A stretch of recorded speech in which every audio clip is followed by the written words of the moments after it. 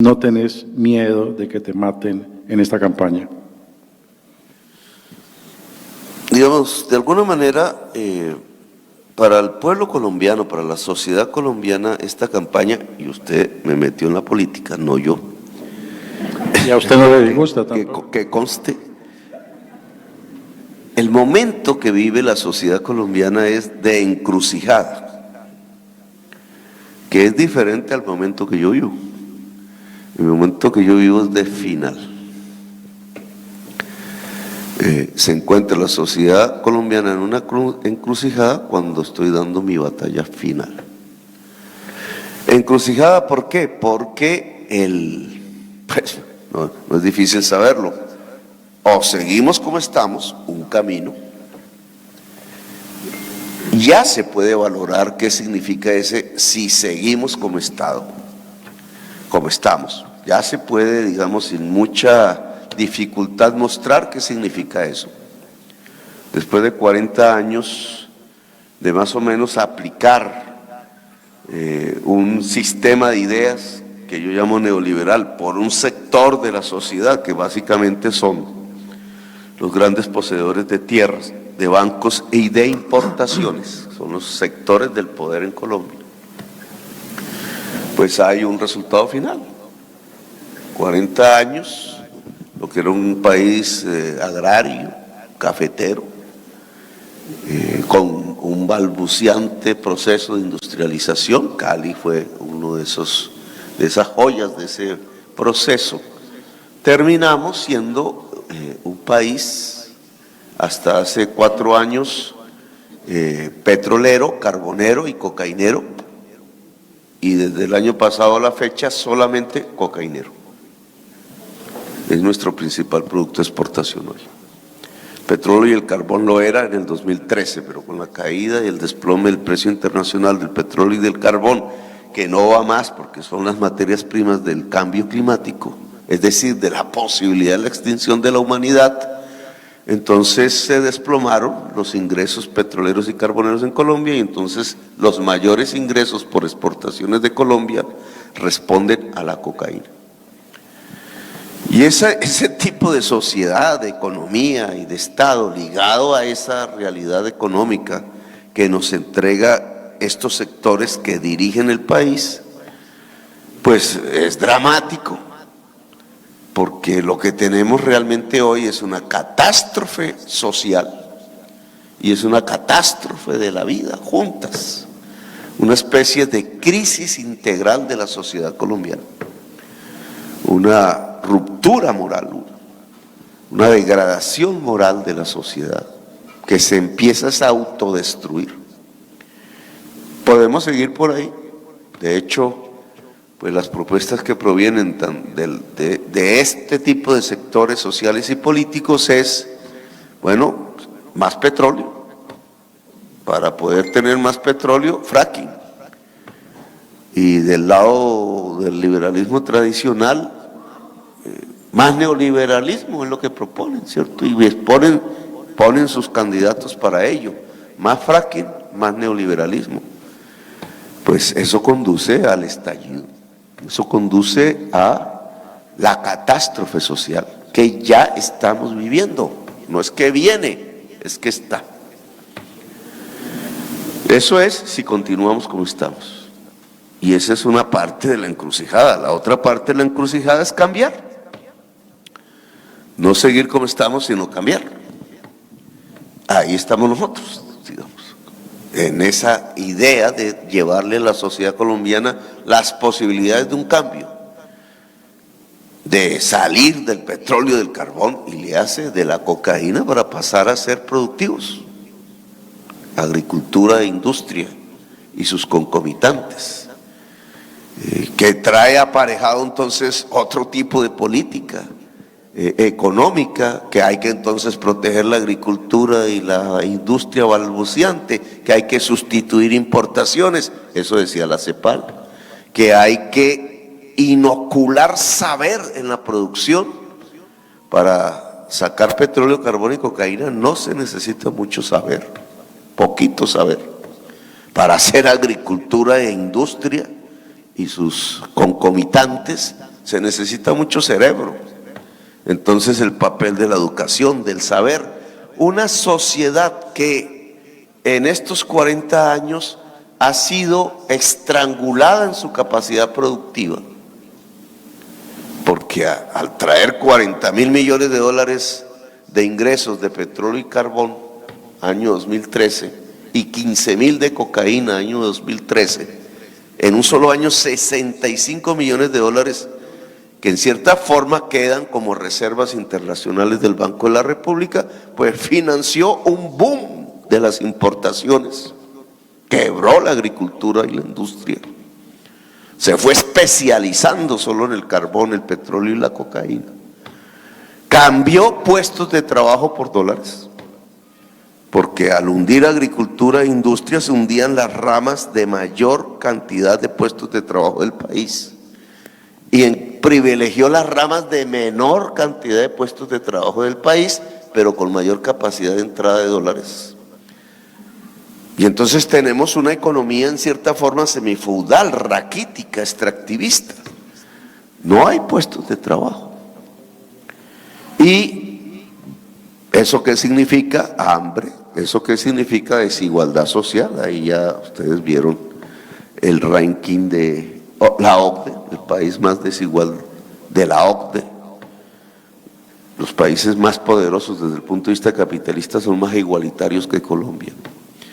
Si nosotros queremos salir de ahí, entonces ¿cómo potenciar la producción? ¿Cómo desatar la capacidad productiva de la sociedad colombiana? Pues ya no se puede hacer desde el punto de vista de una economía petrolera, carbonera y cocainera. Y para poderlo hacer hay que usar la democratización de las condiciones de producción. Democratización no significa estatización. Algún periodista mañana titulará así: democratizar implica apropiar a la gente de las capacidades de producción, que es todo lo contrario de expropiarle a la gente sus capacidades de producción. Apropiar y expropiar son antónimos. Entonces nosotros somos, por eso decimos, el movimiento de la apropiación, mientras lo que hemos vivido es bajo un gobierno de unos gobiernos de la expropiación. Apropiar a la gente de las condiciones productivas en el siglo XXI implica por lo menos 4 democratizaciones. No 3 huevitos, sino 4 democratizaciones. La del espacio, que tiene 2 variantes: la tierra y el agua, porque tierra y agua son tierras fértiles. Ahí hay que hacer una democratización. La mayor parte de la tierra fértil de Colombia pertenece a 3.000 personas, es un cartel, es un monopolio, y ese cartel usa la tierra como un instrumento de poder y no como un instrumento Gini de productivo. tierras es 0.93 en Colombia. Sí, es un Gini, un índice Gini, estratosférico, digamos, excepcional en el planeta Tierra. Eso no existe casi en el mundo. Casi una expropiación de la gente de la tierra fértil y una apropiación por un cartel que es la mafia, porque la mayor parte de esos poseedores son los despojadores de tierra y son los lavadores de activos de la mafia que usó la tierra como su principal lavadero. Esa tierra es usada como un instrumento de poder, no como un instrumento de producción. Por eso nosotros no producimos en 15 millones de hectáreas que el país tiene. Algunos dicen 22 millones de hectáreas fértiles. Nosotros tenemos una agricultura de 6 y la mitad de esa agricultura no está en tierras fértiles. La mayor parte de nuestra tierra fértil está ahí, inculta. La palabra cultura está asociada a la palabra cultivo. La palabra cultura está asociada en la historia de la humanidad a la agricultura. En cierta forma, la civilización comenzó por el uso de la tierra. Nosotros lo que estamos es desusando la tierra, porque mantenemos unas relaciones de poder allí premodernas, profundamente violentas y sanguinarias. Pues ahí hay que hacer una democratización si queremos modernizar la agricultura. Si se necesita industrializar el país, hay que modernizar la agricultura.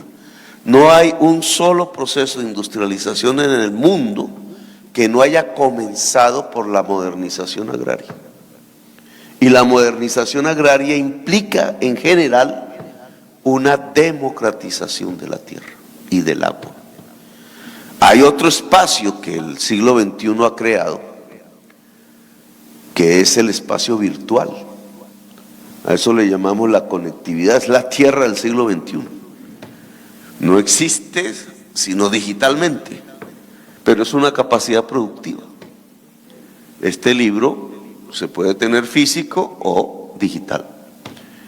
El saber se puede tener digital.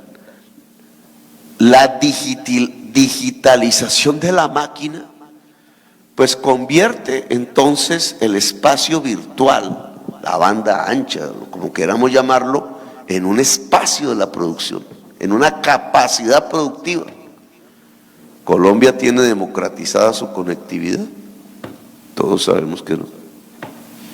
Entonces, si queremos democratizar el espacio, para democratizar una capacidad productiva, hay que democratizar la tierra, el agua y la conexión.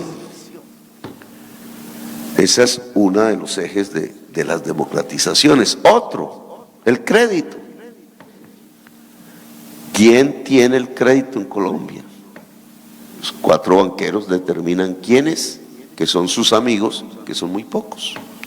El resto de la economía gira alrededor de el gota a gota o la ausencia del crédito, el usurero en la esquina o la quiebra simplemente porque no hubo con qué mover la empresa. Hay que apropiar a la sociedad colombiana del crédito y para eso pues no nos lo va a hacer Luis Carlos Sarmiento ni el grupo empresarial antioqueño. Hay que tener cajas cooperativas, banca pública.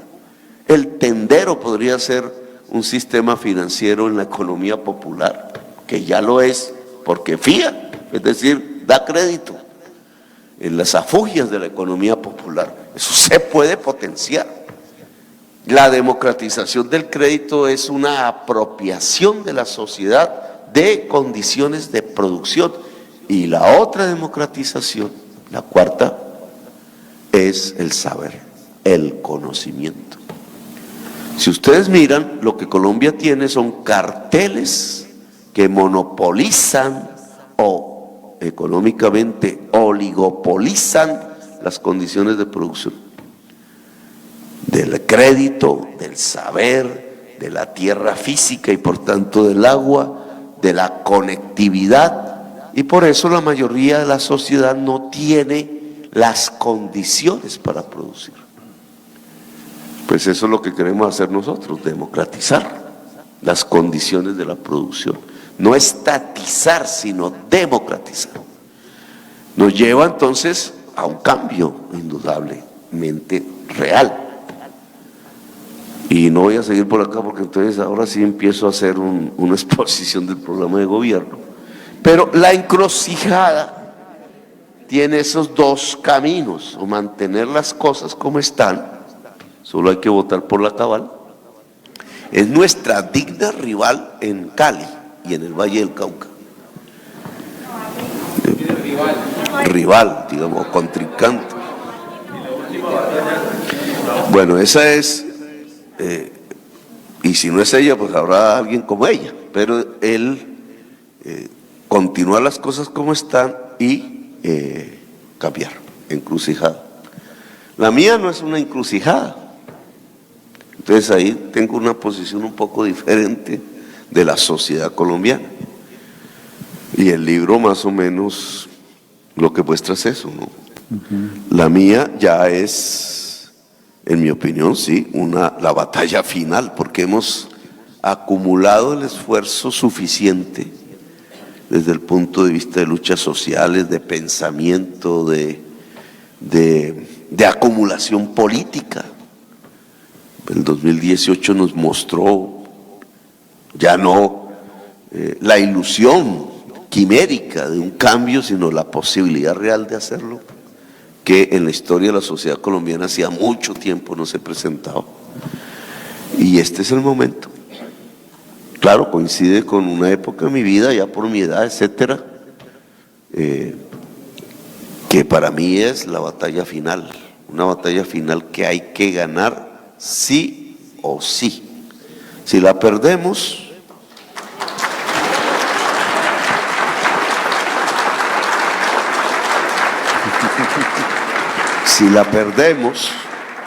indudablemente hay fuerzas que quisieran eso, no solamente la de la rival digna en Cali, sino incluso extrañamente fuerzas que deberían estar aquí y están apostando es a que el país sigue igual, es decir, están apostando al abismo. Para poner un ejemplo, una distinguida parlamentaria verde puso un trino con una foto de nuestro almuerzo. Que pegó un tiro en el pie, ¿no? Pues Julio César estuvo almorzando conmigo, nuestra poetisa también, invitados por la editorial, que se le ocurrió invitar al alcalde, porque obviamente el anfitrión de la Feria del Libro. Bueno, ella puso la foto, se la entregó a alguno de esos dilectos amigos o amigas que estaban allí comiendo, como la gran conspiración política entre el alcalde de Bogotá, el alcalde de Cali y Petro. Y no se le ocurrió. La señora es verde y Ospina también, entonces no se entiende bien eso. Ella es copartidaria del alcalde y Holman estaba ahí en el almuerzo. Holman porque es coautor del libro, porque se puso a hacer las grabaciones desde hace meses. Bueno, no se le ocurrió pensar que estábamos en la Feria del Libro y que teníamos el libro más vendido y que ahí estaba el autor y que estaba la editorial y que estaban unos dignos representantes de las expresiones literarias del Valle del Cauca, sino que había una conspiración política. Mejor dicho, la señora Verde pensó peor que la Cabal. Yo creo que si la Cabal hubiera estado ahí, se sienta con nosotros. La otra dijo. Y uno dice, bueno, ¿eso qué es? Eso es, digamos, un pensamiento de exclusión. A mí me ha interesado un poco porque yo he conocido la Cali popular, ¿no? La Cali pachanguera. Mi encuentro con Cali, que viene desde hace tiempo, porque por aquí teníamos que cruzar cada vez que queríamos hablar con Pizarro, con Fayad. Y había toda una historia, digamos, ligada a Cali, de nuestra historia política, incluso clandestina. Aquí hay varios exponentes de ese pedazo de la historia, hijos de ese pedazo de la historia. El alcalde es hijo de ese pedazo de la historia. Pues yo siempre conocí, fue el mundo popular, distrito de Agua Blanca, Siloé, muchísimo. En Siloé llegué a tener una novia. Por ahí debe estar. Pero ahora que vino este estallido social, que yo me abstuve de venir porque no quería que con mi presencia se calentara todavía más las circunstancias que se estaban viviendo, encontré otra Cali, que es la Cali de los descendientes de los esclavistas, que en cierta forma es la Cali del poder, profundamente racista, profundamente racista. La mayoría de los muchachos que mataron son negros, jóvenes negros populares. Ya había unos antecedentes antes.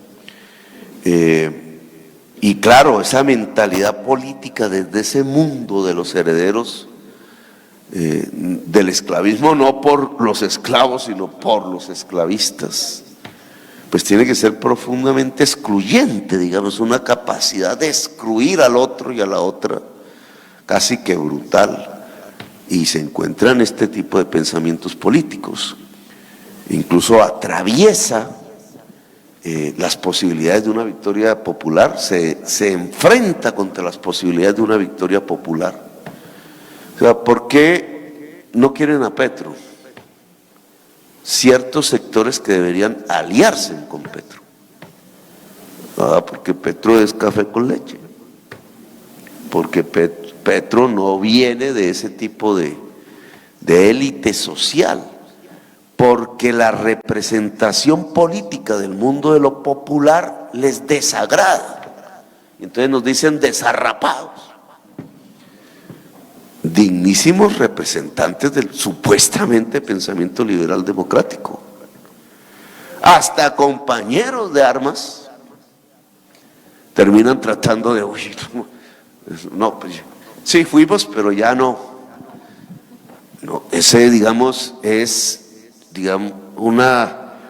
como dinamitar la posibilidad del único camino que ya va quedando, que es el cambio.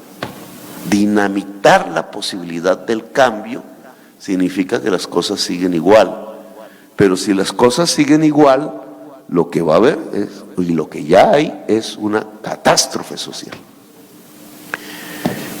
Bueno, ya ahí me voy perdiendo en las consecuencias. Expliqué entonces porque es una batalla final para mí y porque es una encrucijada para la sociedad colombiana. Si la sociedad colombiana quiere y desea o termina construyendo el mismo camino por donde vamos, pues a mí ya no me corresponde acompañar ese camino. A mí ya me parecería éticamente imposible acompañar en la existencia un camino donde una sociedad decide suicidarse y autodestruirse. No es propiamente el camino que me enseñó el boom latinoamericano, García Márquez. Ese no está en esos escritos, porque al final hasta 100 años de soledad genera una esperanza, una segunda oportunidad. Si la sociedad colombiana quiere destruir su segunda oportunidad y suicidarse en medio de este proceso de autodestrucción semifeudal y premoderno, pues ese obviamente no es nuestro camino.